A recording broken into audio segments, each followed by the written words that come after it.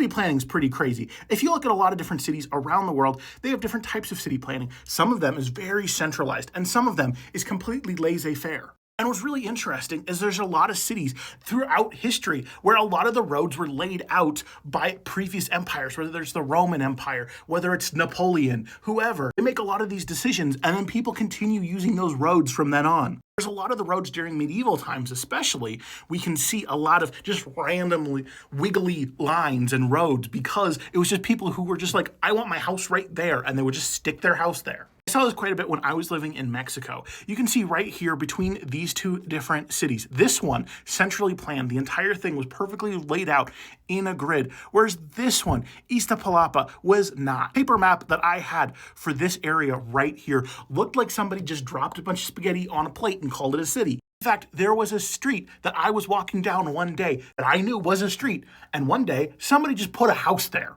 Literally, somebody just built their house in the road. I knocked on the door because I could see there was wet concrete, and I looked inside, and there was road there. Because in Mexico, there's a big portion of kind of anarchy that you could just kind of participate in, where it's like if you want something, you might need to pay somebody off, but you can kind of just do it.